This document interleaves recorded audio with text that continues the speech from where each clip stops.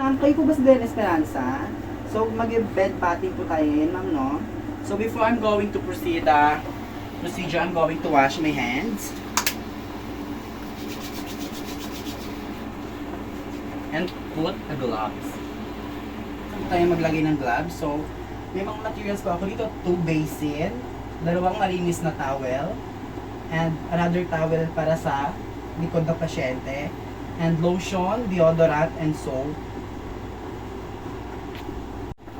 We will now bed bath the patient, but bago po yun, I'm going to close the curtain to have a privacy. Start na po tayo sa ating procedure. So, meron po ako ditong towel.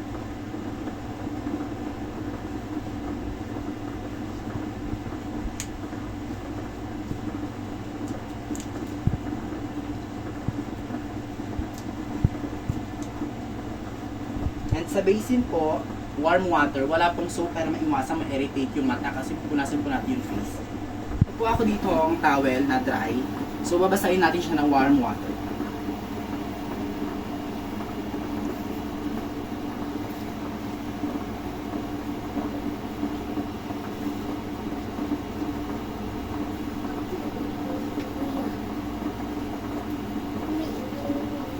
Start na po tayo sa ating procedure na bed bathing. Start tayo sa forehead ng patient. Circular motion po. Sa eyes, nose, mouth, ears, and neck. Start na po tayo sa ating arms ng patient.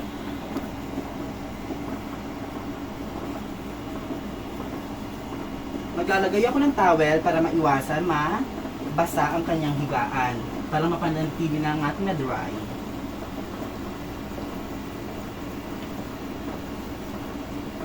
So, ganun lang din. Punas. Cleanest to dirtiest.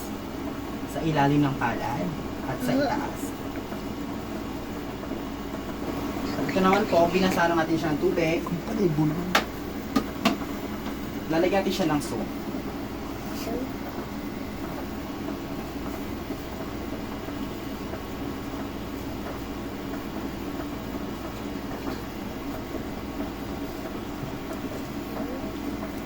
And dry. And punasan natin ng towel.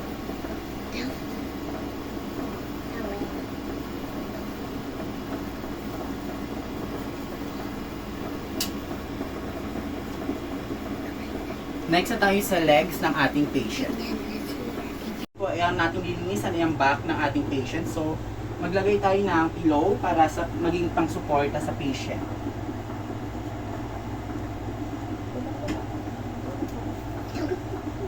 Maglalagay ako dito ng towel.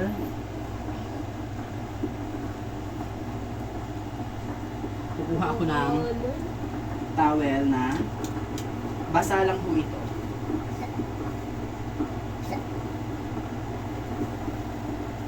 Pupunasan natin. Simula sa baba pataas.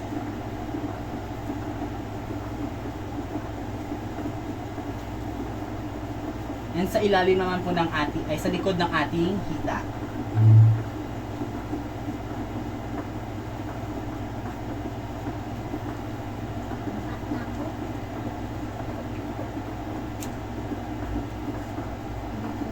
Lalagay po tayo ng soap.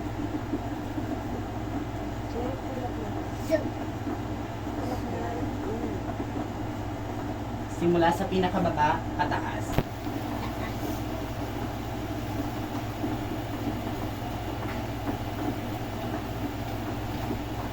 And make sure na yung ilalim po ng, yung likod po ng hita natin is lilinisan din po natin itong private part ng ating pasyente, no? So, I'm going to idadry na po natin yung likod ng patient.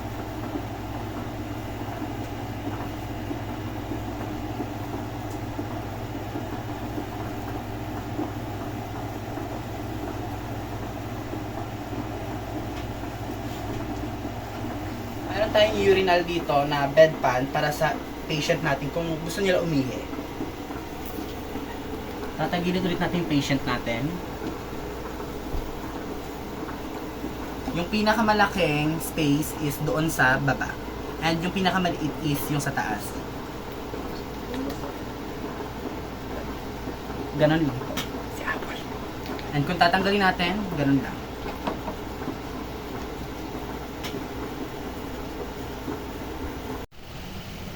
Natapos na po natin yung bed batting. So, tatanungin natin yung patient kung gusto ba niya lalagyan ng lotion. Ma'am, gusto niyo po lalagyan ng lotion? Deodorant po. So, nakadepende sa patient kung gusto niya ba lagyan ng lotion or deodorant. So, yung patient ko, deodorant na yung ni-request. So, gagawin natin yun sa kanya.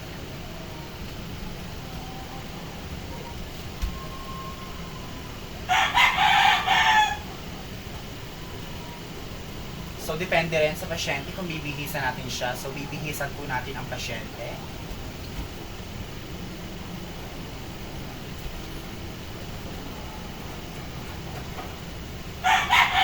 So, tapos na po natin nabihisan ang pasyente and tapos na po ang ating procedure.